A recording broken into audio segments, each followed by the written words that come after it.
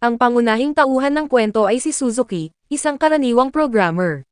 Bagamat madalas tawaging hari ng lahat ng propesyon ang programming, hindi madaling makamit ang karangalan at yaman na kaakibat nito. Tulad ng marami, ibinigay ni Suzuki ang kanyang oras sa ganong sistema, hanggang sa umabot sa puntong nagtatrabaho na siya kahit tuwing linggo. Isang bagong kasamahan niya ang bumigay sa matinding pressure at nag-leave, kaya napilitan si Suzuki na kunin ang lahat ng naiwang gawain. Habang busy siya sa trabaho, bigla siyang nilapitan ng isa pang kasamahan upang ihatid ang feedback ng kliyente. Nais ng kliyente na gawing mas madali ang kanilang laro para sa mga nagsisimula pa lamang, kahit na dati hiniling nilang gawin itong sobrang hirap upang makahikayat ng maraming manlalaro. Gusto mang magmura ni Suzuki, pinigilan niya ang sarili at tahimik na nagmungkahi ng solusyon. Pagkatapos gawin ang karakter, bibigyan ng mga manlalaro ng isang kagamitan na kayang suriin ng mapa at 3 bomba para madaling malinis ang paligid. Ngunit ang sinumang makakatapos ng lugar nang hindi ginagamit ang mga ito ay makakatanggap ng isang bihirang karangalan. Nagustuhan ang ideya, kaya agad siyang inutusan ng kanyang kasamahan na ipatupad ang mga pagbabagong iyon. Sa kasamaang palad, abala si Suzuki sa pag-aayos ng isang bug sa mobile game, kaya hiniling niya sa kanyang kasamahan na siya muna ang makipag-usap sa kliyente tungkol sa deadline. Sa oras ng pahinga sa tanghali, bigla niyang narinig ang iyak ng isang maliit na batang babae. Nang mapansin na walang ibang tao sa paligid, nilapitan niya ito at nagtanong. Nawawala pala ang bata, kaya balak ni Suzuki na ihatid ito sa istasyon ng pulis. Ngunit bago pa niya magawa iyon, dumating ang ina ng bata, at labis ang kanyang tuwa na naramdaman, lalo na't hindi siya napagkamalan na masamang tao. Pagbalik sa opisina, muling nagtrabaho si Suzuki sa pag-aayos ng mga bag hanggang sa gabi. Sa oras na iyon, isang kasamahan niya ang umuwi matapos manatili sa kumpanya ng 3 magkakasunod na araw, dahil nasa panganib na siyang iwan ng kanyang asawa. Si Suzuki naman, 29 na taong gulang at wala pa ring kasintahan, ay piniling manatili at ipagpatuloy ang walang humpay na pagtatrabaho para sa ganitong sistema. Lumipas ang 3 araw, nang itim na ang ilalim ng mga mata ni Suzuki dahil sa walang tulog. Nang halos matapos na ang lahat, dumating ang ulat mula sa testing team, may isang masalimuot na bug sa storage system ng laro, isang bug na nagdudulot ng hindi sinasadyang pagkakaroon ng dobleng mga kagamitan at napakahirap ayusin. Habang pinuproblema iyon, nakatanggap siya ng mensahe mula sa kanyang kasamahan, at nais daw ng kliyente na alisin ang storage limit ng isa pang laro. Kahit naiinis, nilunok ni Suzuki ang kanyang galit at ipinagpatuloy ang trabaho. Matapos ang matinding pagsisikap at pagpupuyat ng 30 oras, natapos niya ang trabaho at nagpasya siyang umidlip sandali. Ngunit pagmulat ng kanyang mga mata, natagpuan niya ang sarili sa isang ganap na hindi pamilyar na lugar. Hindi iyon ang Earth, walang signal ang kanyang cellphone, at ang kanyang anyo ay bumalik sa itsura niya noong high school. Habang minamasdan niya ang paligid, napagtanto niyang ang mundong iyon ay tila ang pinagsamang bersyon ng 2 larong kamakailan lamang niyang inayos. Maging ang pangalang Sato ay pamilyar, halos kapareho ng pangalan na madalas niyang ginagamit sa pagsusuri ng mga laro. Ilang minuto ang lumipas nang marinig ni Suzuki ang napakaraming yabag na papalapit sa kanya. Nang suriin niya ang kanyang mga kasanayan, nalaman niyang maaari niyang gamitin ang meteor shower ng 3 beses at suriin ang mapa ng 1 beses, mga kakayahang nilikha upang tulungan ang mga bagong manlalaro. Pagkatapos gamitin ang mapa, napagtanto ni Suzuki na lahat ng tuldok ay naging pula. Ang ibig sabihin, pawang mga kaaway ang mga ito at mahigit 300, lahat ay nasa level 50, samantalang siya ay level 1 lamang. Dahil sa napakalaking agwat ng lakas, pinili niyang magtago sa halip na lumaban. Gayunpaman, natunton pa rin ng mga kalaban ang kanyang kinaroroonan at patuloy siyang inaatake. Dahil dito, naisip ni Suzuki kung panaginip lang ba talaga ang lahat. Upang makaligtas, nagpasya siyang gamitin ang meteor shower. Ngunit sa una, tila walang nangyari, inakala niyang may bug ang laro, kaya ginamit pa niya ang natitirang 2 pagkakataon, subalit pareho rin ang resulta. Nang tuluyan na siyang mawalan ng pag-asa, biglang bumagsak mula sa langit ang daan-daang bulalakaw, na isa-isang nagbagsakan at umubos sa mga sundalo. Habang nalalagas ang mga kalaban, mabilis na tumataas ang karanasan ni Suzuki. Nang matapos ang pagulan ng bulalakaw, wasak na wasak ang buong paligid, at iisa lamang ang nakaligtas na sundalo dahil nasa malayo siya sa sentro ng pagsabog. Sa hindi maipaliwanag na dahilan, hinagis ng sundalong iyon ang kanyang espada kay Suzuki, tila hinamon siya sa isang patas na laban. Nabigla si Suzuki dahil wala siyang anumang karanasan sa pakikipaglaban gamit ang espada. Mabuti na lamang at halos wala nang natitirang lakas ang kalaban matapos tamaan ng meteor shower. Sinamantala ito ni Suzuki, naghagis siya ng buhangin sa mata ng sundalo, dinampot ang espada, at tuluyang tinalo ang kalaban. Matapos ang lahat ng iyon, nakaramdam siya ng matinding pagkabigla, kahit pa iniisip niyang panaginip lamang ang nangyayari. Sinubukan niyang mag-log out, ngunit hindi siya nagtagumpay. Sa kabutihang palad, mayroon siyang kakayahang magpagaling sa sarili, at agad na naglaho ang kanyang mga sugat. Laking gulat niya nang makita na ang kanyang antas ay umabot na sa level 310, lahat ng kanyang stats ay nasa sukdulan na, at maaari na niyang gamitin ang meteor shower anumang oras. Dahil nag-aalala na baka masyadong malakas at magastos sa mana ang kakayahan, sinubukan niya itong muli mula sa malayo. Napagtanto niyang napakalawak at napakalakas ng pinsalang dulot nito. Mabuti na lamang at tumaas din ang kanyang lakas, kaya madali siyang nakaalis sa pagsabog. Napagtanto ni Suzuki na kung patuloy niyang gagamitin ang kapangyarihang ito nang walang kontrol, magiging parang kontrabida siya. Kaya't nagpasya siyang itago ito at gamitin lamang sa mga kritikal na pagkakataon. Pagkaraan ng ilang sandali, sinuri niya ang kanyang inventaryo at nakita ang isang sisidlan ng tubig. Nang tikman niya ito, napansin niyang masarap ang lasa at hindi nauubos ang laman. Natuklasan din niyang marami na siyang naipong pera matapos maubos ang mga sundalo. Sa pagpapatuloy ng pagsusuri, nakita niya ang isang balabal at agad itong sinuot.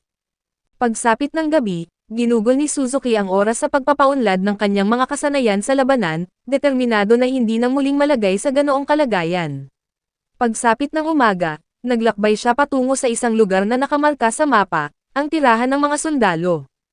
Tumawid siya ng mga bundok at naglakbay sa napakaraming kagubatan. Makalipas ang ilang araw, sa wakas ay narating niya ang kanyang destinasyon. Nang buksan niya ang mapa upang suriin ang paligid, laking gulat niya nang makita ang mahigit 100 sundalo sa malapit, at sa kanilang likuran ay may isang dragon. Tumalon siya upang mas makita ng maayos ang paligid, ngunit biglang lumipad ang dragon patungo sa kanya at bumangga. Gayunpaman, wala siyang naramdamang sakit sa kanyang pagbagsak, dahil masyado nang mataas ang kanyang level para mapinsala. Pagkatapos nito, pumulot si Suzuki ng isang bato at buong lakas na hinagis iyon, tumama sa pakpak ng dragon at nag-iwan ng butas. Umatras ang dragon sa matinding sakit, ngunit hindi sinasadya itong nagtungo sa direksyon ng mga sundalong nakita ni Suzuki kanina. Sa pag-aakalang siya ang may kasalanan, agad niya itong hinabol upang makita ang mangyayari. Gaya ng inaasahan, nagtagpo ang dragon at ang mga sundalo, at sama-sama nilang inaatake ang halimaw. Dahil hindi niya naiintindihan ang kanilang wika, pinahusay ni Suzuki ang kanyang kakayahan sa pagsasalin. Dahil dito, naunawaan niyang nagbigay ng mga utos ang pinuno sa lahat ng sundalo. Maayos ang kanilang paraan, ngunit walang epekto ang mga palaso, dahil hindi nila mapinsala ang matigas na kaliskis ng dragon. Nagawa nila itong matamaan ng mahika, ngunit nauwi rin sa wala ang kanilang pagsisikap dahil nanatiling hindi napinsala ang dragon. Kaya tinutusan ng pinuno ang isang babaeng nagngangalang Zenny na pigilan ito gamit ang isa pang uri ng mahika.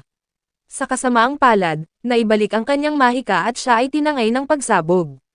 Nang makita iyon, mabilis na tumalon si Suzuki at sinalo siya sa ere na parang isang bayani. Pagmulat ni Zenny sa kanyang mga mata, natakot siya nang makitang nasa mataas silang lugar. Agad namang tumalon si Suzuki patungo sa ligtas na lugar, at ikinagulat ni Zenny ang kanyang hindi pangkaraniwang kakayahan. Pagdating sa ligtas na lugar, nagpasalamat si Zenny sa kanyang ginawa. Sa kanyang hitsura, naisip ni Suzuki na kung nagkakilala sila noong nag-aaral pa siya, tiyak na agad siyang mahuhulog sa kanya. Pagkatapos nito, ipinakilala niya ang sarili bilang si Sato. Magalang namang nagpakilala si Zenny at sinadyang banggitin na siya ay wala pang kasintahan.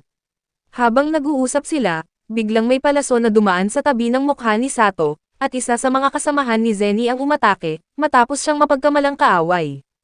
Pagkatapos magpaliwanag ni Zenny sa kanyang mga kasamahan, sinabi ni Sato na isa siyang mangangalakal. Gayunpaman, naghinala pa rin ang mga sundalo dahil kakaunti ang dala niyang kagamitan. Kaya sinabi ni Sato na tumakas ang kanyang karwahe matapos matakot sa meteor shower kanina. Hindi pa rin sila naniwala, sapagkat kung totoo iyon, dapat ay tumakbo siya sa kabaligtarang direksyon. Ipinaliwanag ni Sato na papunta siya sa puntod ng isang taong tumulong sa kanyang ama, na inilibing sa tirahan ng mga sundalo. Sa daan niya raw nasalubong ang meteor shower at nabigo na makahabol sa kanyang karwahe. Gayunpaman, humingi pa rin sila ng mga dokumento, at nagdahilan si Sato, sinabing naiwan ang kanyang mga papeles sa kanyang karwahe. Dahil sa kanyang husay sa pagpapalusot at panghihikayat, tumigil na sila sa pagtatanong at pinayagan siyang magtungo sa lungsod upang magpagawa ng mga bagong dokumento. Sa sandaling iyon, napansin ni Sato ang mga sundalong kumukuha ng mga balat mula sa bangkay ng dragon. Ayon kay Zenny, ang mga baluti at balabal na gawa sa balat nito ay napakatibay at maaaring ipagbili sa napakataas na halaga. Ngunit ang karne ng lumilipad na dragon ay sobrang sama ng lasa, kaya tanging mga mula sa kanlurang mga lupain at mga alipin ang nakakakain nito. Dahil wala na siyang ibang magawa, sinamantala ni Sato ang pagkakataon upang suriin ang populasyon ng lungsod. Mula sa kanyang pagmamasid, nalaman ni Sato na halos 80% ng populasyon ay mga karaniwang mamamayan, habang ang natitirang 20% ay karamihan mga alipin. Hindi rin puro tao ang naroon, mayroon ding isang elf at isang demonyo. Matapos niyang suriin ang paligid, tuluyan nang nakita ni Sato ang lungsod. Nang tanungin siya ni Zenny kung may pakay ba siya sa loob ng lungsod, sinabi niyang maghahanap muna siya ng matitirhan. Pagkarinig nito, ipinakilala siya ng babaeng mandirigma sa lalaking nagngangalang Jed, ang tagapangasiwa ng bahay pahingahan. Pagkapasok nila sa lungsod, nagpaalam si Zenny dahil kailangan niyang magulat, ngunit bago tuluyang umalis, nangako siyang hahanapin si Sato upang mabayaran ang kanyang tulong. Sa sandaling iyon, sinamahan ni Yona si Sato upang ayusin ang kanyang mga bagong dokumento. Para sa hakbang na gagawin, ipinahawak sa kanya ng opisyal ang isang mahiwagang bato. Matapos niyang malakas na banggitin ang kanyang pangalan, nagsimula ang pagsusuri at agad na lumitaw ang status panel ni Sato. Gaya ng inaasahan, nanatili siyang mukhang ordinaryo dahil ipinapakita ng impormasyon na level 1 pa rin siya. Nagulat ang opisyal nang malaman na nasa hustong gulang na si Sato, dahil akala niya'y mas bata pa ito. Nagtaka rin si Sato, hanggang sa ipinaliwanag sa kanya na sa mundong ito, ang edad na 15 ay itinuturing na nasa hustong gulang na. Upang makuha ang permit, isang pilak na barya lamang ang kanyang binayaran, at hindi na siya sinangil ng buwis bilang pasasalamat sa pagligtas niya sa buhay ni Zenny. Bukod pa rito, binigyan si Sato ng isang selyo na nagsisilbing visa upang makapasok, ngunit nagtatagal lamang ito ng 10 araw. Kung nais niyang manatili ng mas matagal, kinakailangan niyang magbayad para sa pahintulot sa parehong opisina o sa City Hall sa gitna ng lungsod. Kapag nahuli siya ng mga sundalo na natapos na ang visa, magbabayad siya ng isang pilak na barya, at kung hindi siya makakabayad, gagawin siyang alipin. Matapos ihatid ni Yona si Sato sa isang lugar kung saan tanaw na ang karatula ng bahay pahingahan, nagpaalam na rin siya. Habang papunta roon, masayang minamasdan ni Sato ang mga tanawin at kilos sa kanyang paligid. Pagkaraan ng ilang sandali, nilapitan siya ng isang dalagang may magandang katawan, hinawakan ang kanyang kamay, at pilit siyang dinadala patungo sa sarili nitong bahay pahingahan, dahil halatang bago pa lamang siya sa lungsod. Gamit ang kanyang kakayahan sa pagsusuri, nalaman ni Sato na 13 taong gulang pa lamang ang babae, isang bagay na ikinagulat niya dahil sa mature nitong hitsura. Nagkataon namang ang bahay pahingahan na pinuntahan nila ay ang mismong inirekomenda ni Yona. Ang may-ari ng bahay pahingahan ay isang babae na ina pala ng dalaga. Sa isip ni Sato, kung mababawasan lamang ito ng 15 hanggang 20 kilo, tiyak na magiging kaakit-akit siya. Matapos ipaliwanag ni Sato kung bakit wala siyang dalang bagahe, siningil lamang siya ng may-ari ng isang malaking barya para sa pananatili, at inalok pa ng libreng ulam kung siya ay kakain dito. Agad pumayag si Sato at nagpa siyang manatili roon ng 10 araw. Tinanong niya kung ano ang maaaring kainin, dahil ilang araw na siyang hindi nakakakain ng maayos. Ngunit dahil tapos na ang oras ng pagkain, iilang cake na lamang ang natira, kaya wala siyang nagawa kundi iyon na lamang ang kainin. Pagkatapos ng ilang sandali, inutusan ng may-ari si Martha na linisin ang silid na ginamit ng mga mangmang na mga ngalakal kaninang umaga. Nagulat si Sato nang tawagin silang mga mangmang, kaya't tinanong niya ang dahilan. Ayon kay Mosa, nang mangyari ang meteor shower, nagpanik ang mga ngalakal at inakala nilang idineklara na ng Demon Lord ang digmaan laban sa mga dragon. Nang marinig ito, labis na nagulat si Sato, hindi niya inakalang may Demon Lord sa mundong ito. Binanggit ng may-ari ng bahay pahingahan na 70 taon na ang lumipas mula nang talunin ng bayani ang Demon Lord, at mula noon ay wala nang balitang muli itong nabuhay. Hindi gaanong nababahala si Mosa sa posibilidad ng pagbabalik nito, dahil kung sakali mang mangyari iyon, ang unang aatakihin ng Demon Lord ay ang Labyrinth City, isang lugar na malayo sa kanilang kinaroroonan. Habang pinag-uusapan nila ang mga nilalang na iyon, nagtanong si Sato tungkol sa mga dragon. Ipinaliwanag ni Mosa na kadalasang natutulog ang mga dragon at bihira silang magpakita, at ang huling pagkakataong may nakakita sa kanila ay 2 taon na ang nakalipas. Matagal na bago pa isilang si Mosa, isang itim na dragon ang umatake sa lungsod at nagdulot ng matinding pinsala. Muntik nang itanong ni Sato kung may mga namatay, ngunit dumating ang ibang panauhin kaya naputol ang usapan at nagpatuloy na lamang siya sa pagkain ng kanyang cake. Maya-maya, dumating si Martha at nagmungkahi na mas magiging masarap daw ang cake kung hahaluan ng atsara. Dahil wala siyang gagawin, tinanong siya ni Sato kung saan maaaring bumili ng mga kasuotan, at masigla niyang inirekomenda ang ilang tanyag na gumagawa nito. Habang nakikinig si Sato, napansin niyang may oras pa si Martha, kaya kusa nitong inalok na ipakita sa kanya ang paligid ng lungsod. Habang naglalakad sila, napansin ni Sato ang isang batang babae na malupit na sinasaktan dahil isa siyang alipin, at walang gustong makialam. Hindi na ito natiis ni Sato kaya siya ay namagitan, at inakala ng lalaking naroon na alipin ni Sato ang bata, kaya inutusan siyang itali ito at dalhin sa kanlurang bahagi ng lungsod. Sa kabaligtaran, maingat na pinagdugtong ni Sato ang ilang piraso ng kahoy upang pansamantalang itali ang mga batang alipin nang hindi sila sinasaktan. Namangha ang ibang mga alipin sa kanyang kabaitan at nagpasalamat bago umalis. Nagulat din si Martha, dahil ayon sa kanya, hindi karaniwang tinatanggap ang mga alipin sa lungsod. Ipinaliwanag niya na maraming mangangaso at magsasaka ang napatay ng mga alipin habang nagbebenta ng kanilang mga produkto. Gayunpaman, iminungkahi ni Sato na maaaring gawa iyon ng mga magnanakaw at tulisan. Pagkatapos nito, ipinasyal ni Martha si Sato sa iba't ibang bahagi ng lungsod, at natuto pa siya ng kaunting kasanayan sa pagtawad sa mga bilihin, habang pinupuntahan ang ibang mga tindahan. Bilang pasasalamat, binilhan ni Sato si Martha ng isang pangtali sa buhok.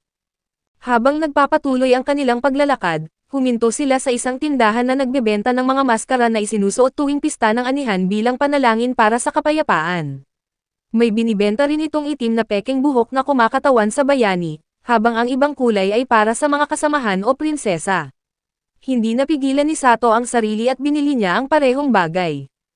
Habang bumibili, napansin ni Sato ang isang batang alipin na sakay ng karwahe. Sa kabila ng kanyang batang edad na 11 taon, umabot na siya sa antas 10 at nagtataglay ng 2 titulo.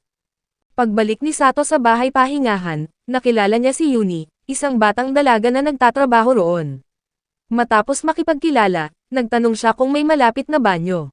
Ipinaliwanag ni Martha na may pampubliko na banyo sa lungsod, ngunit hindi ito maaaring gamitin ng mga karaniwang tao, at naliligo lang siya sa likod ng bahay pahingahan kung saan may balon. Pagkatapos nito, kinalimutan na muna nila iyon dahil oras na ng hapunan. Pinili ni Sato ang mga pagkaing inirekomenda ni Martha, at bawat isa ay napakasarap. Lubos siyang nasiyahan kaya umorder pa siya ng marami, hindi mapigilan ang kanyang gana sa masarap na pagkain. Pagbalik sa kanyang silid, muling iniisip ni Sato ang lahat ng kanyang naranasan. Matapos niyang pag-isipan ang lahat, napagtanto niyang hindi tugma ang mundong ito sa larong siya mismo ang gumawa. Masyado itong makatotohanan upang ituring na isang panaginip lamang. Bagamat kahawig ito ng isang laro, hindi siya makalabas o makakuha ng mga impormasyon, kaya napilitan siyang magsiyasat ng mag-isa. Sa kasalukuyan, napagpasyahan ni Sato na libutin at tuklasin ang ibang mga lugar sa mundong ito, habang pangalawang layunin lamang ang makahanap ng paraan upang makabalik sa kanyang pinanggalingan. Naniniwala siyang habang mas marami siyang nalalaman, mas makakatulong ito sa kanya bilang isang game developer. Kinabukasan ng umaga, biglang kumatok si Martha at sinabing may naghihintay raw sa ibaba, ang kanyang kasintahan. Nagulat si Sato dahil wala naman siyang naaalalang may nobya siya. Sa kanyang pagbaba, nakita niya si Zenny. Ipinaliwanag nito na wala siyang gagawin sa araw na iyon at nais siyang dalhin sa lungsod. Pagkatapos nito, tinanggap ni Sato ang kanyang alok upang hindi siya malungkot.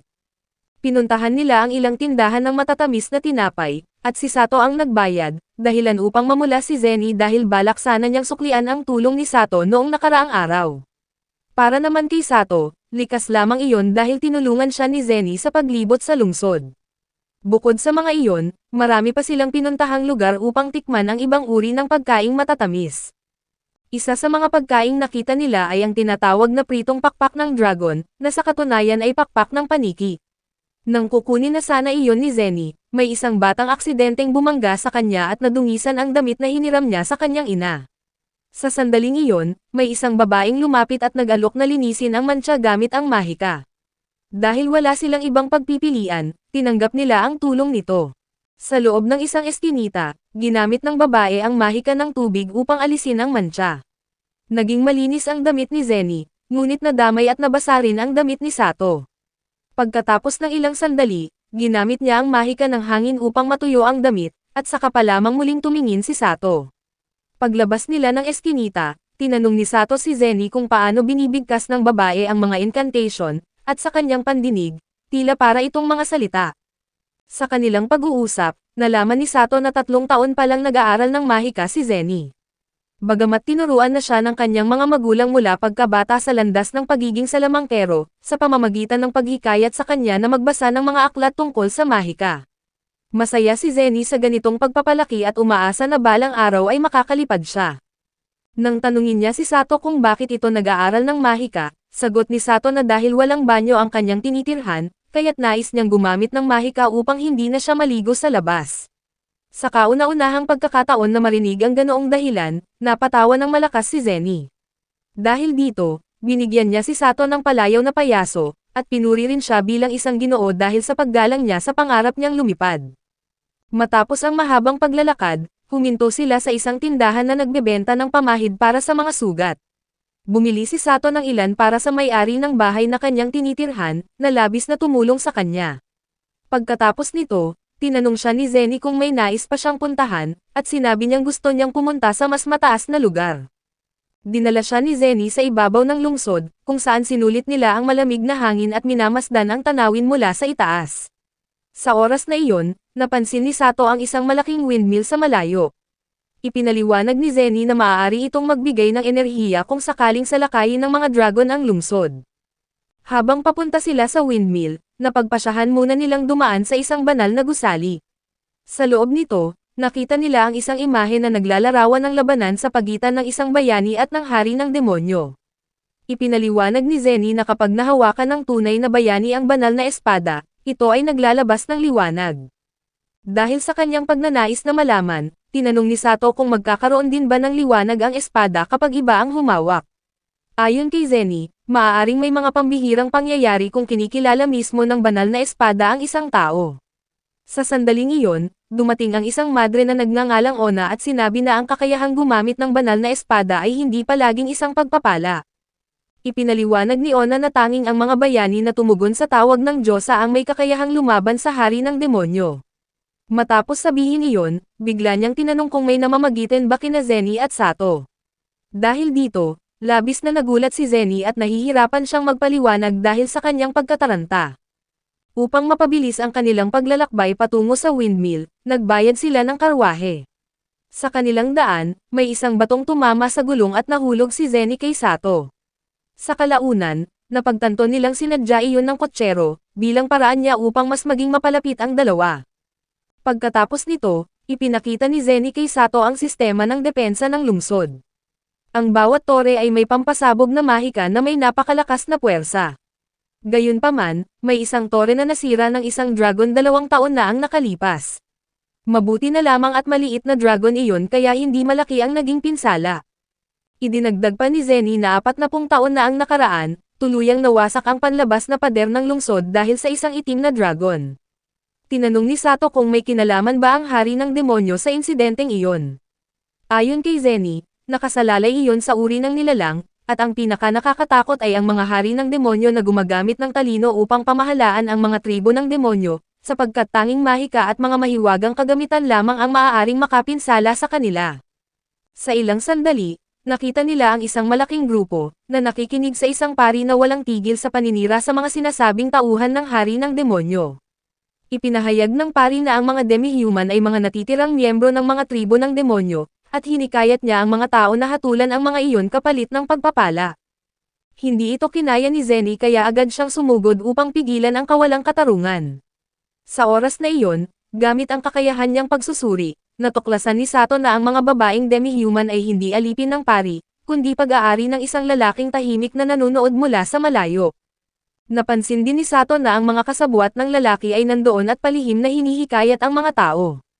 Habang tinutulungan ang mga babaeng demi-human, isa-isa namang lihim na pinatumba ni Sato ang mga tauhan ng lalaki. Sa sandaling iyon, dumating ang isang pari mula sa ibang banal na gusali at ipinagtanggol si Zenny, dahilan upang lalong lumala ang alitan ng magkabilang panig. Habang natutuwa ang lalaki sa gulo na kanyang ginawa, biglang lumitaw si Sato sa kanyang harapan. Bago pa niya ito mapansin, sinipa siya ni Sato ng malakas sa tiyan, at dinala niya ang lalaki sa harap ng marami at ibinunyag ang kanyang masamang balak. Nalaman ng lahat na ang lalaki ay nagpapaupa ng mga alipin, at nililin lang ang mga tao sa pamamagitan ng pagpapanggap na banal ang karaniwang mga bato. Habang naghihinala ang mga tao kung siya ay kabilang sa tribo ng demonyo, napatunayang totoo nga iyon. Naalala ni Sato na may naramdaman siyang presensya ng isang nilalang mula sa tribo ng demonyo nang una siyang dumating sa lungsod. Nang tuluyang magpakita ang demonyo, nagsitakbuhan ang mga mamamayan. Gayunpaman, ang tatlong babaeng demi-human ay hindi maaaring gumalaw, dahil kapag kumilos sila ng walang utos ng kanilang amo, sasakal sa kanila ang mga mahiwagang kwintas sa kanilang leeg. Nang mapatay ng demonyo ang kanilang amo, tuluyang nawala ang sumpa sa kanila. Sinamantala ni Sato ang pagkakataon at agad silang pinalaya mula sa pagkakaalipin. Tungkol naman sa demonyo, bigla itong gumamit ng malakas na mahika.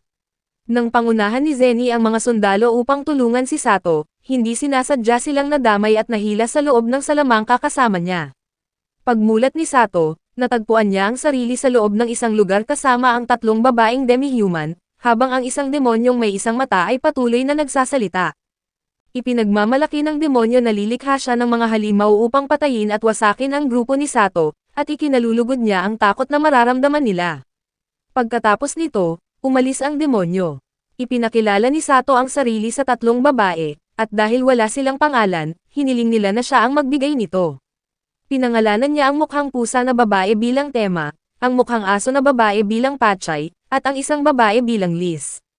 Binigyan sila ni Sato ng mga pamunas at tubig para linisin ang sarili, pati na rin ng pamahid para sa kanilang mga sugat. Bagamat nag-atubili ang mga babae noong una, dahil hindi pa sila nakaranas ng ganitong kabutihang loob, tinanggap din nila ang mga ito nang iginiit ni Sato bilang utos. Pagkatapos maglinis, masaya rin nilang pinagsaluhan ang masarap na pagkain. Matapos matiyak na busog na ang mga babae, sinimulan ni Sato na suriin ang kanilang kalagayan. Sa tulong ng kanyang mga kasanayan, agad niyang natunton ang ligtas na daang palabas at kung saan naroroon sina Zenny. Gayunpaman, hindi niya maramdaman ang presensya ng demonyong may isang mata, kaya't nabahala siya sa posibilidad ng mga pananambang. Nang maghanda si Sato na umalis, ipinahayag ng mga babae ang kanilang takot at sinabing handa silang gawin ang lahat para kay Sato. Pinawi ni Sato ang kanilang pangamba at sinabing wala siyang balak na isakripisyo sila, tinitiyak lamang niya ang ligtas na daanan.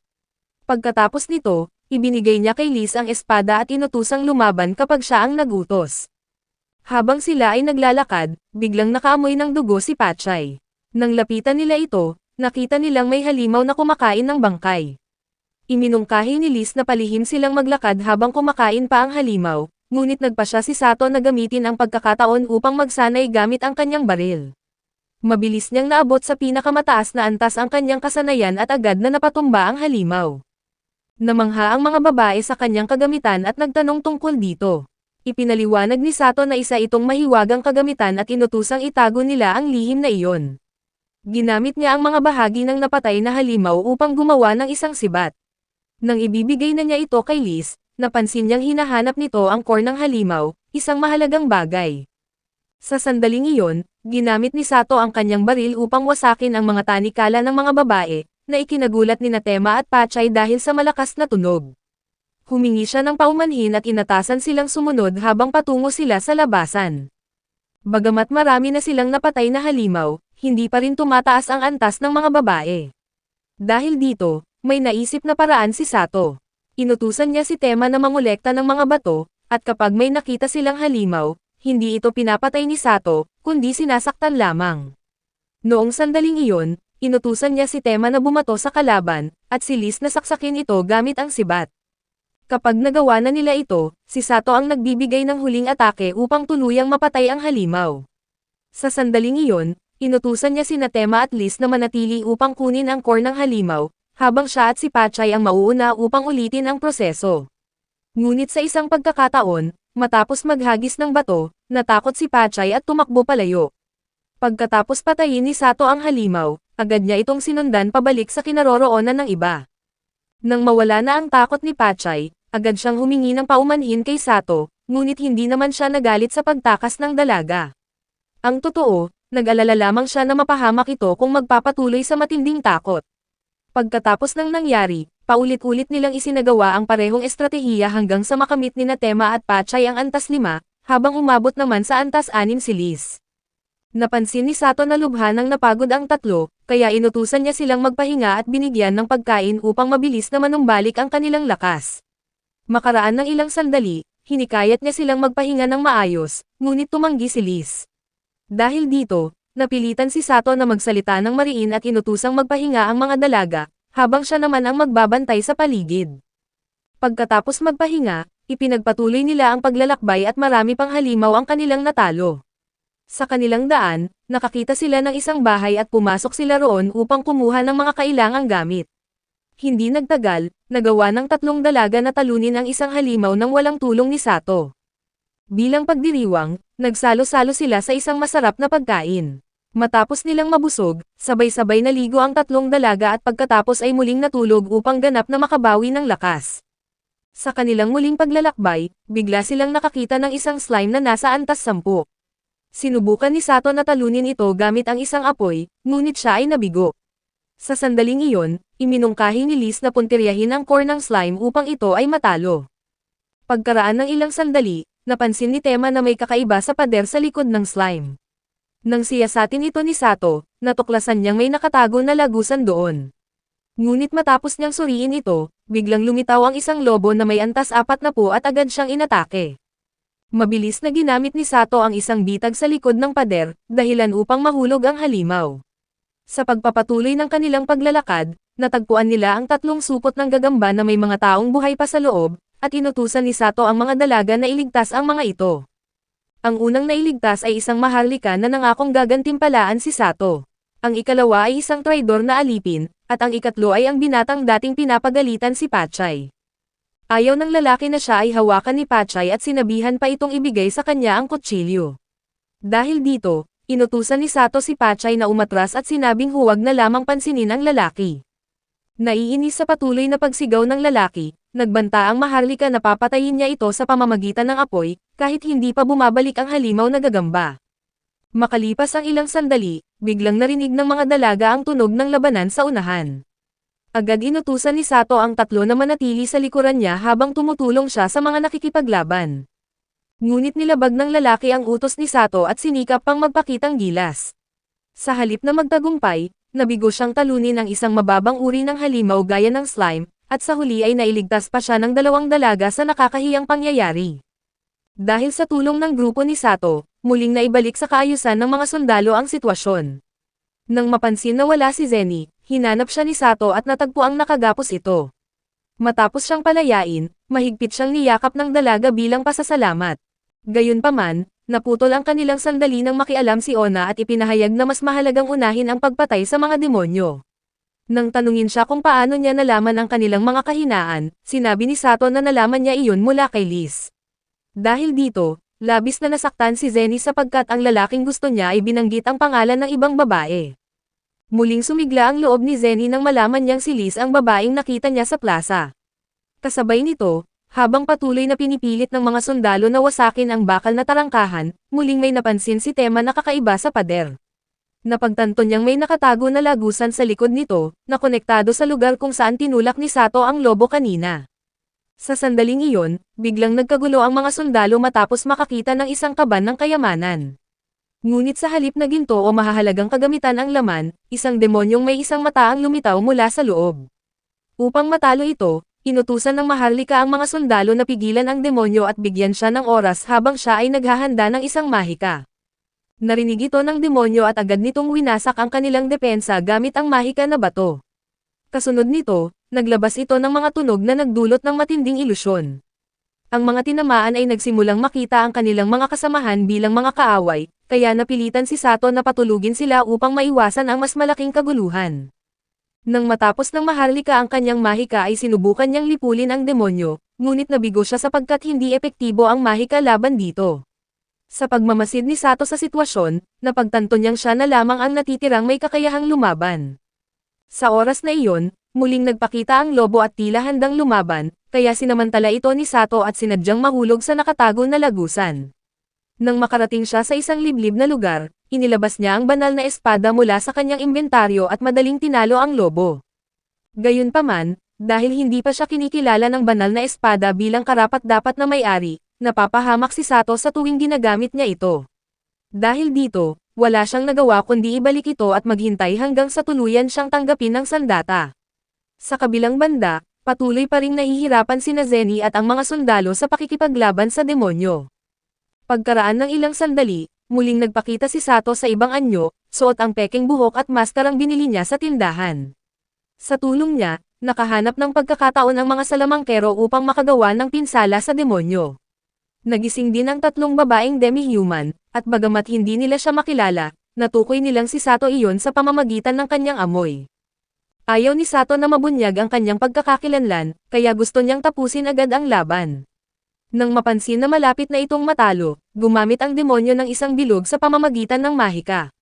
Sinubukan ni Sato na pigilan ito, ngunit nahulaan ng demonyo ang kanyang gagawin at pinigilan siya hanggang sa matapos ang ritual. Ayon sa demonyo, ang kanyang Panginoon ay bahagi ng Demon King. Dahil dito, napagpasyahan ng mga demonyong may mataas na antas na gantimpalaan siya sa pamamagitan ng pagkakaisa sa kanya. Matapos kunin ang lakas ng ibang demonyo, higit pang lumakas ang kanyang kapangyarihan. Dahil wala ng ibang pagpipilian, muling ginamit ni Sato ang banal na espada. Nang mapansin ito, inakala ng demonyo na isang bayani si Sato, kaya patuloy nitong pinatigas ang kanyang katawan upang hindi mapinsala, dahilan upang mahirapan si Sato na gamitin ang banal na espada. Nais sana niyang gumamit ng meteor shower, ngunit napagtanto niyang masyadong masikip ang lugar. Habang siya ang humaharap sa demonyo, ang iba naman ay ginagawa ang lahat upang suportahan siya. Bagamat hindi kalakihan ang pinsalang dulot ng kanilang mga mahika, nakakatulong pa rin ang mga iyon sa laban. Naalala ni Sato ang mga salita ni Zenny, kaya't ibinalik niya ang banal na espada at sa halip ay kinuha ang kanyang baston upang gumamit ng pinalakas na mahika. Laking gulat niya nang makita ang matinding pinsalang tinamo ng demonyo, akala ng mga nakasaksi ay isang mataas na antas ng mahika iyon, hindi nila alam na isa lamang itong batayang mahika na ginamit sa sukdulang lakas. Sa sandaling iyon, muling naalala ni Sato ang isang mahalagang katotohanan ng mundong ito, tanging isang tunay na bayani lamang ang kayang lubos na magpamalas ng kapangyarihan ng isang banal na espada. Bagamat hawak ni Sato ang banal na espada, wala pa siyang titulong bayani. Sa halip, taglay niya ang isang kahalintulad at makapangyarihang titulo, ang pagiging Godslayer. Sa pagsasanib ng titulong ito at ng isang banal na espada mula sa kanyang inventaryo, nagawa niyang talunin ang demonyo habang ito'y nalilito pa sa mga nangyari. Pagbalik ni Sato sa labas, labis na natuwa ang tatlong babae nang makita siyang ligtas. Subalit bahagyang nasaktan ang kanilang damdamin, nang ipaliwanag ni Sato sa isang sundalo na hindi naman niya lubos na itinuturing na mga alipin ang tatlo. Hindi nagtagal, may isang lalaking nagsabi kay Sato na may gustong makipag-usap sa kanya. Nangyayain niya ang mga batang babae na sumama, agad silang natuwa. Makalipas ang ilang sandali, dumating ang lalaki at nagbigay ng pasasalamat sa tatlong babae, pagkatapos ay humingi siya ng tawad kay Pachay sa nagawa niya noon. Nang makaalis ang lalaki, biglang tumakbo si Zenny at niyakap si Sato. Pagkatapos ng labanan, tuluyan ng iginawad kay Sato ang opisyal na titulong bayani. Sa tulong ni Ginoong Nidoren, formal na kinilala ang tatlong demi-human bilang mga alipin ni Sato. Bukod sa pagsasaayos ng mga papeles, ipinakilala rin ni Ginoong Nidoren ang ibang mga alipin. Mula sa isang payak na tirahan, lumabas ang isang mahina at payat na batang babae na nagngangalang Alisa upang batiin si Sato. Ang isa naman ay si Lulo, ang babaeng minsan na niyang nakita sa lansangan. Labis na ikinagulat ni Sato kung gaano kadaling sambitin ni Alisa ang kanyang pangalan. Dahil dito, palihim niyang ibinulong ang parehong salita sa dalawang babae. Gayunpaman, si Alisa lamang ang nagpakita ng reaksyon nang marinig niya sa wikang Hapon ang sinabi ni Sato tungkol sa gagamba sa kanilang buhok. Sa bandang huli, pinili ni Sato na isama ang dalawa sapagkat hindi niya maaaring iwanan ang alinman sa kanila. Batay sa kilos ni Alisa, napagtanto ni Sato na siya ay palabiro at mabait, kabaligtaran ni Lulo na mahiyain at marupok. Dahil sa kanyang interes, nilapitan ni Alisa sina Tema at Pachay at agad niya silang nagustuhan, pinuri ang kanilang mga hitsura. Pagkatapos nito, lumapit si Liz upang batiin ang mga bagong kasama, at ikinatuwa ni Sato na wala silang masamang pagtingin sa ibang mga alipin. Pagpasok nila sa lungsod, biglang tumunog ang tiyan ni Lulo dahil siya ay nagugutom. Napansin ito ni Sato at mahinahon niyang iminungkahi na kumain muna sila. Natuwa naman sila Pachay at Tema sa narinig, samantalang humanga naman si Alisa sa kabaitan ni Sato.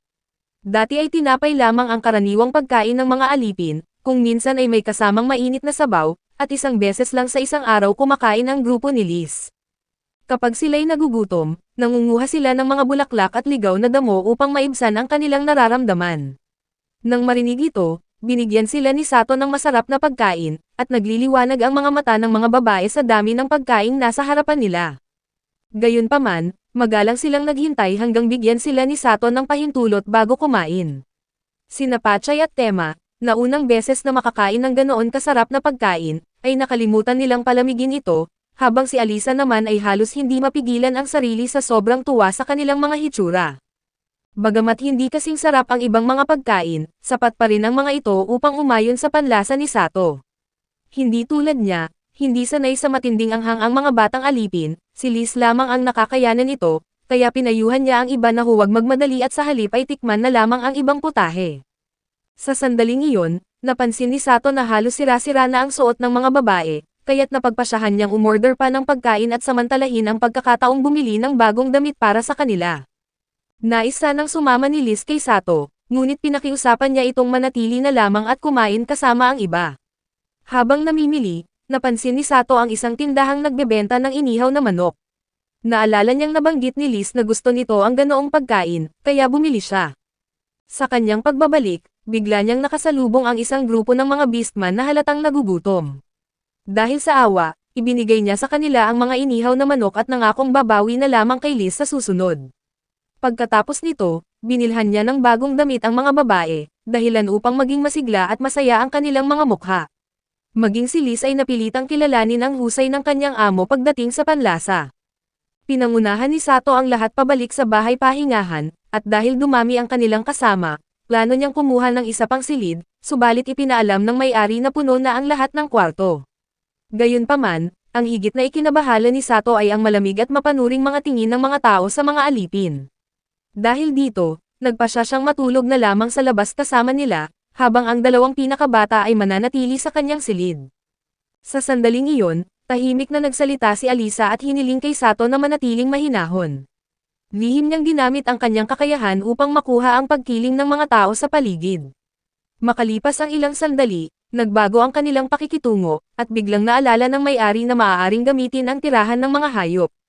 Ginamit ni Sato ang kanyang kapangyarihan upang lumikha ng isang kama para sa tatlong babaeng alipin, at inutusan silang sumigaw kung may lalapit sa kanila, nangakong agad siyang tutulong. Pagbalik niya sa silid, sinubukan siyang tulungan ni Lulo sa pagpapalit ng damit, ngunit magalang niya itong tinanggihan. Lalo siyang nahiya nang malamang nagkaroon ng maling akala sina Lulo at Alisa.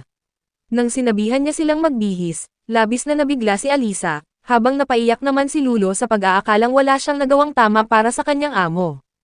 Nilapitan ni Sato si Lulo, isinuot sa kanya ang balabal, at mahinahon na sinabihan na huwag na niyang gawin muli ang ganoong bagay. Nang gabing iyon, habang siya ay mahimbing na natutulog, bigla niyang natamo ang kakayahang gumamit ng espiritual na mahika at ang resistensya laban dito.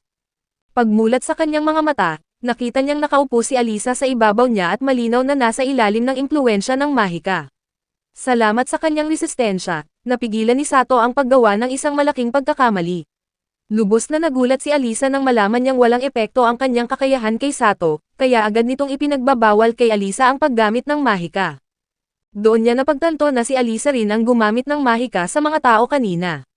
Inutusan niya itong alisin ang epekto nito, ngunit nagdahilan itong walang alam. Dahil dito, ginamit ni Sato ang kanyang kakayahan sa pagtatanong hanggang sa tuluyan siyang umamin. Pagkatapos ng lahat, nalaman ni Sato na mula pa sa una nilang pagkikita ay lihim nang nahulog ang loob ni Alisa sa kanya. Dahil sa selos, gumamit ito ng mahika upang mapalapit kay Sato. Inamin din ni Alisa na siya ay dating Haponesa, isang taong muling isinilang sa mundong ito habang dala pa rin ang mga alaala ng kanyang nakaraang buhay. Batay sa itim na buhok ni Sato, inakala ni Alisa na siya ay ipinatawag sa mundong ito bilang isang bayani. Ibinahagi rin niya na si Sato pa lamang ang ikalawang Hapones na nakilala niya rito, ang una ay hindi si Lulo, kundi ang kanyang sariling ninuno. Dagdag pa ni Alisa, kung sa Japan ipinanganak si Lulo, malamang ay naging isang idol siya dahil sa kanyang kagandahan, kahit hindi siya itinuturing na kaakit-akit ng mga tao sa mundong ito. Bumalik sa kanilang pinag-uusapan, tinanong ni Alisa si Sato kung siya ba ay muling nabuhay o ipinatawag. Ipinaliwanag niya na ang muling nabuhay ay tumutukoy sa mga namatay sa ibang mundo at muling isinilang dito, samantalang ang ipinatawag naman ay ang sapilitang pagtawag sa mundong ito sa pamamagitan ng mahika. Gayunpaman, hindi nabibilang si Sato sa alinman sa dalawang ito. Wala siyang nakilalang Diyos, wala ring pagtawag na nangyari, at karaniwan lamang ang kanyang level, isang buo at pantay na numero, na walang kahit anong pagpapalakas. Kahit na ganoon, napagtanto niya na labis ang lakas ng kanyang meteor shower na kasanayan. Ipinagpaliban muna niya iyon at tinanong ni Sato kung bakit naging alipin si Alisa, ngunit sadyang hindi ito ipinaliwanag ng may akda at inilaan na lamang na ibunyag sa hinaharap. Kinaumagahan, dinala ni Martha si Zenny sa silid ni Sato upang gisingin siya, at agad silang nabigla. Narinig nila si Lulo na nagsasalita habang natutulog, at ang mga salitang binibigkas nito ay madaling bigyang kahulugan sa maling paraan. Bukod pa dito, nakita rin nila ang isang binata na natutulog katabi ng isang hubad na babae. Bilang resulta, napasigaw si Zenny, tinawag si Sato na bastos at tumakbo palabas. Sa sandaling iyon, pinayuhan ni Alisa ang kanyang amo na habulin si Zenny. Mabilis na nagbihis si Sato, tumalon palabas ng bintana, at hinabol siya upang ipaliwanag ang lahat, tiniyak na isa lamang itong malaking hindi pagkakaunawaan. Ipinaliwanag niya na hindi siya kumukuha ng mga alipin para sa ganoong layunin, at napunta lamang si Alisa sa kanyang kama dahil kusa itong umakyat matapos siyang makatulog. Pagkatapos nito, mahusay na ginamit ni Sato ang matatamis na salita upang purihin ang kasuotan ni Zenny, at sinabi pa niyang may alam siyang magandang tindahan ng mga damit na nais niyang puntahan kasama siya. Dahil dito, pinuri ni Alisa si Sato sa mabilis niyang paglutas sa sitwasyon sa loob lamang ng 5 minuto. Sa narinig na iyon, tinapik ni Sato ang noo ni Alisa, sapagkat siya naman ang pinagmulan ng gulo. Matapos siyang sabihan na tawagin ang lahat, naalala ni Sato ang kwento ni Alisa noong nakaraang gabi. Ayon sa kanya, isa siyang dating prinsesa na gumagamit ng kaalaman mula sa kanyang nakaraang buhay upang paunlarin ang kaharian. Sa simula ay maayos ang lahat, ngunit kalaunan ay nagsimulang gumuho ang mga bagay-bagay. Nang naging mahina ang bansa, sinalakay ito ng kalapit na kaharian, pinatay sa publiko ang hari at ang prinsipe, at ginawang alipin ang mga nakaligtas. Hindi naglaon, biglang lumitaw ang isang demonyo at winasak ang kastilyo at kabisera.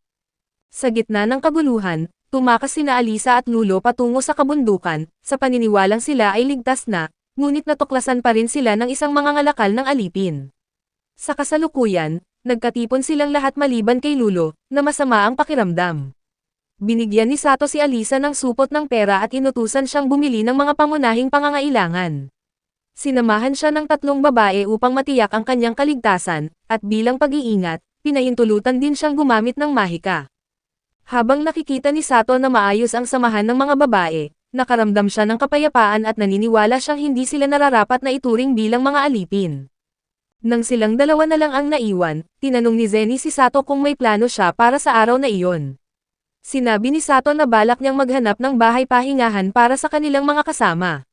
Dahil nais niyang makasama si Sato, nagboluntaryo si Zenny na sumama, at pumayag naman si Sato. Nagpunta sila sa isang tanggapan at nakilala ang ahenteng si Nadi. Dahil alam nitong nais ni Sato na magkakasama silang lahat sa iisang tirahan, iminungkahi niya ang kanlurang distrito. Mas mura roon ang mga bahay pahingahan dahil mataas ang antas ng krimen. Gayunpaman, interesado lamang si Sato sa mga lugar na nagkakahalaga ng humigit kumulang 1 gintong barya bawat isa, kaya nagmungkahi si Nadi ng ilang pagpipilian. Maayos sana ang unang bahay pahingahan, ngunit ang dating may-ari nito ay pinaslang ng mga kriminal. Ang ikalawa ay nasa tapat ng isang bahay aliwan, samantalang ang ikatlo ay may kuta ng isang sindikato sa ilalim nito. Dahil wala ni isa ang pumasa sa pamantayan ni Sato, sinabi ni Nadi na babalik muna siya sa opisina upang maghanap pa ng ibang posibleng lugar. Habang naghihintay, tinanong ni Sato si Zenny kung may nais siyang puntahan. Pagkarinig nito, iminungkahi ni Nadi ang bagong bukas na palengke, at mahina niyang sinabi kay Zenny na isa raw itong mainam na lugar para sa mga magkasintahan. Ngunit habang naglalakad sila, nakasalubong nila ang kanilang mga kasama na katatapos lamang mamili, at dinadala pabalik ang mga gamit sa bahay pahingahan. Suot ang kanilang mga bagong damit, mas lalo silang naging kaakit-akit. Pinalitan pa ni Alisa ang kulay ng kanyang buhok upang iwasan ang lila, matapos niyang marinig na malas daw ito sa lugar na iyon. Pagkalipas ng ilang sandali, pinangunahan ni Sato ang lahat patungo sa palengke, at humingi siya ng paumanhin kay Zenny dahil nagpasya siya ng hindi muna ito tinatanong. Sinabi naman ni Zenny na ayos lang iyon, at bilang kapalit, binilhan ni Sato si Zenny ng isang pares ng hikaw.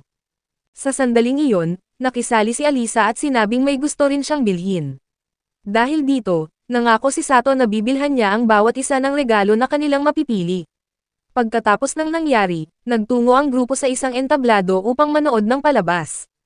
Isa itong kwentong romantiko, na hindi gaanong kinahiligan ng mga bata.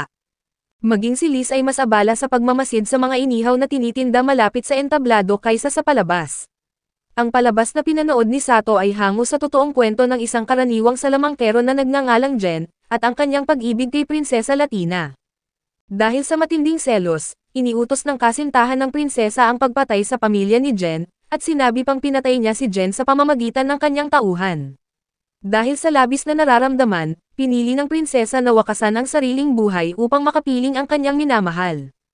Akala ng lahat ay doon na nagtatapos ang istorya, ngunit biglang nagkaroon ng pagbabago. Ang bangkay ni Jen na itinapon sa kailaliman ay muling nabuhay at hindi namamatay. Pinuksan niya ang lahat ng pumatay sa kanya, ngunit bago niya mapatay ang Maharlika, lumitaw ang isang banal na kabalyero at pinaslang si Jen. Matapos nito, sinasabing nagbago ang pagkatao ng Maharlika at siya ay tinubos upang maging mabuting tao. Nang magtungo si Sato sa palikuran, may napulot siyang isang pamunas.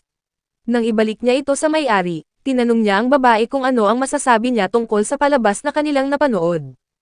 Ayon sa kanya, sa orihinal na istorya ay mamamatay si Jen matapos gumanti, ngunit binago ito dahil sa pagtutol ng Maharlika. Ibinahagi rin niya na sa tunay na kwento, ang pangunahing babae ay isang karaniwang mamamayan na masayang umiibig sa isang binata, ngunit dinukot siya ng Maharlika at sapilitang pinakasalan. Matapos magpaalam sa babae, bumalik si Sato upang muling sumama sa kanyang mga kasamahan, at napansin niya na sina Zenny at Alisa lamang ang seryosong nanood ng palabas. Gayunpaman, magkaiba ang kanilang pananaw sapagkat para kay Alisa, hindi dapat maawa kay Prinsesa Latina at sa halip ay nararapat itong gumanti sa Maharlika. Hindi sumang-ayon si Zenny sa kanyang sinabi, at ayon sa kanya, ang prinsesa mismo ang ugat ng lahat ng nangyari, dahil siya ang lumabag sa kasunduang kasal na napagkasunduan ng dalawang pamilya.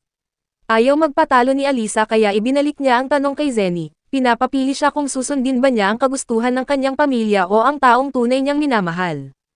Natigilan si Zenny at nanatiling walang reaksyon, sapagkat nahahati ang kanyang sagot sa pagitan ng pag-ibig at tungkulin. Nang mapansin ni Sato ang kanyang pag-aatubili, namagitan siya at hiniling kay Alisa na humingi ng paumanhin. Upang maibsan ang tensyon sa kanilang usapan, iminungkahi niyang bumili ang ibang mga babae ng inihaw na pagkain, at siya na ang magbabayad sa lahat ng gastos. Habang naglalakad sila sa lansangan, hindi inaasahang nasalubong nila ang grupo ni Yona. Kagagaling lamang ng mga ito sa isang laban kontra sa mga langgam, at halatang maraming sugat ang kanilang mga katawan. Ayon sa kanila, nakakita sila ng mga kabalyero na tumawid sa hangganan, na pinaniniwalaan nilang siyang dahilan kung bakit sila inatake ng mga langgam. Matapos gamutin ni Zenny ang mga sugat ng tatlo, biglang may narinig silang sigaw. Agad silang tumakbo patungo roon at nadatnan ang grupo ni Tema na nakahuli ng isang higanteng langgam. Pagkatapos ay sinuri ni Sato ang paligid, at napansin ang isang hukbo ng mga langgam na papalapit sa lungsod. Kaagad niyang inutusan ang mga babae na maghanda para sa laban. Bagamat marami ang kalaban, nasa ikatlong antas lamang ang mga ito kaya't madaling napigilan ng hukbo. Sa katunayan, karamihan sa kanila ay hindi man lang nakalusot sa karaniwang depensa ng lungsod. Dahil walang kakayahang lumaban si Lulo, pinakiusapan ni Sato si Alisa na ihatid siya sa ligtas na lugar. Sina Pachay at Tema naman ang naatasang magbantay, habang sina Sato at Liz ay nagtungo sa unahan upang lumaban kasama ang hukbo. Gaya ng inaasahan, hindi kinaya ng mga langgam ang lakas ng grupo ni Zenny, at sa tulong ni Sato at Liz, iilan lamang ang nakapasok sa kanilang depensa. Ang mga nakalusot ay agad na pinatay ni Tema at Pachay. Gamit ang kanyang kakayahan sa pagsubaybay, natukoy ni Sato na may ilang langgam na nakapasok sa opisina ni Nadi. Iniwan niya si Liz upang ipagpatuloy ang laban sa labas, at siya naman ay nagtungo sa opisina. Pagdating doon, ginamit ni Sato ang kanyang sandata upang lipulin ang mga langgam sa loob. Gayunpaman, hindi agad makapunta sa hagdan si Nadi dahil nababalutan pa ng asidong iniwan ng mga langgam ang hagdanan. Habang naghahanap si Sato ng maaaring gamitin upang takpan ito, dumating ang tagapamahala ni Nadi at tumulong sa kanila. Bilang pasasalamat, hinalikan ni Nadi ang dalawang binata. Pagkatapos nito, ipinaliwanag niya na ang kanyang tagapamahala ay isang espiritu ng kagubatan at hindi isang duwende gaya ng inaakala ng marami. Nagmula ang maling paniniwalang ito sa panahon ng mga unang bayani, na tinawag na duwende ang lahat ng nilalang na may mahahabang tenga, isang katawagang nagpatuloy hanggang sa kasalukuyan. Paglabas nila roon, nakita ni Sato ang mga sundalo na nagtatapon ng mga bangkay ng langgam. Nang mapansin siya ni Zenny, agad itong tumakbo ngunit natisod siya at napasubsob sa kanyang mga bisig. Pagkatapos ay humingi ng paumanhin si Sato, dahil naudlot ang kanilang pamamasyal. Bagamat nais pa sana niyang ipagpatuloy iyon, kinailangan muna niyang ipagpaliban dahil sa iba pang tungkulin. Kasabay nito, napansin ni Sato na pinipilit ng isang sundalo si Liz na ibenta ang core ng halimaw. Agad niyang naunawaan na inaabuso ng lalaki ang mga regulasyon ng pamahalaan upang makapanlamang, kaya inilabas ni Sato ang kanyang lisensya bilang mangangalakal at iginiit na magbigay ang sundalo ng resibo para sa transaksyon. Tumanggi ang sundalo at iginiit na hindi na kailangan ng ganoong formalidad dahil hindi naman ito pagnanakaw. Gayunpaman, matatag na sinabi ni Sato na bilang isang mangangalakal, mahalaga ang pagiging maingat sa bawat kasunduan, kahit pa ang kaharap niya ay mga makapangyarihang individual. Dahil sa kanyang pagiging matipid, napansin ni Sato na mali ang halagang isinulat sa resibo at hiniling niya ang tamang bayad. Nakatulong ang sobrang perang iyon nang dumating ang gabi, kaya nagkaroon ang grupo ng isang maliit na salo-salo. Lalong naging masaya ang handaan ng magbigay ang may-ari ng ilang putahe, bilang pasasalamat kina Tema at Pachay sa pagprotekta sa bahay tuluyan noong pag-atake ng mga langgam. Habang nagdiriwang, napansin ni Sato na masama pa rin ang pakiramdam ni Lulo, kaya lumabas siya upang bumili ng gamot. Sa kanyang paglalakad, nasalubong niya ang dalawang lalaking minsan na niyang tinulungan laban sa demonyo. Dahil sa kagustuhan nilang makabawi, hindi na niya nagawang tumanggi sa kanilang alok. Dinala siya ng dalawa sa isang tavern kung saan may ilang babaeng malapit sa kanyang mesa. Pagkalabas niya roon, napansin niya ang isang balahibo ng kwago at narinig niya ang ingay ng isang labanan sa isang eskinita. Agad siyang tumakbo patungo roon at nadatnan ang ilang mga misteryosong nilalang, kaya mabilis niyang hinugot ang kanyang baril upang harapin ang mga ito. Napagtanto ni Sato na ang hinahabol ay ang mga kabalyero na nabanggit ng grupo ni Yona. Bagamat malubha ang mga sugat nito, nakiusap ang kabalyero na unahin munang iligtas ang isang prinsesa. Dinala ni Sato ang dalawa sa tirahan ni Nadi, ngunit nadatnan niyang mahimbing na natutulog ang mga tao sa loob, kaya napilitan siyang magbukas ng pinto. Nang marinig nila ang ingay, pumunta sila at nadatnan si Sato, na agad humingi ng paumanhin sa pagpasok ng walang pahintulot. Ipinaliwanag niya na ginawa niya iyon upang ipakilala sa tagapamahala ang isang taong kilala niya. Gayunpaman, nang makita ng tagapamahala ang kabalyero, itinanggi nitong kilala niya ang lalaki. Sa bandang huli, napag-alaman na hindi pala ang kabalyero ang nais ipakilala ni Sato, kundi isang maliit na diwata na nagngangalang Mia, isang nilalang na tunay na kilala ng tagapamahala. Dahil sa kaguluhan, bahagyang nagising si Mia, pinuri ang kagwapuhan ni Sato, at agad muling nakatulog. Sa sandaling iyon, lalong lumala ang kalagayan ng kabalyero. Dahil dito, nagmadaling lumabas si Nadi upang humingi ng tulong. Gayunpaman, dahil nag-aalala si Sato na mag-isa itong lalabas sa ganoong oras, nagpasya siyang samahan ito. Kinabukasan, pinagalitan si Sato ni Alisa nang malaman nitong pumunta siya sa tavern. Sinabi niya na may nakita na siyang isang magandang dalaga, ngunit hindi man lamang niya ito pinansin, at sa halip ay umuwi siyang amoy balahibo ng hayop. Ipinaliwanag ni Sato na lumabas lamang siya upang maghanap ng gamot para kay Lulo, at hindi sinasadyang makapagligtas ng isang kabalyero na halos mamatay na. Nang marinig ito, nagselo si Alisa at tinanong kung lalaki o babae ang kanyang nailigtas. Kahit sinabi ni Sato na lalaki iyon, patuloy pa rin siyang nagbiro at sinabing marahil ay mas gusto ng kanyang amo ang pakikipaglaban kaysa sa pagmamahal, kaya hindi nito pinapansin ang sinuman. Dahil sa kanilang pagtatalo, nagising si Lulo at nang makita siya ni Sato, mahinahon niya itong pinayuhan na alagaan ang kanyang kalusugan sabay ibinigay ang supot ng gamot.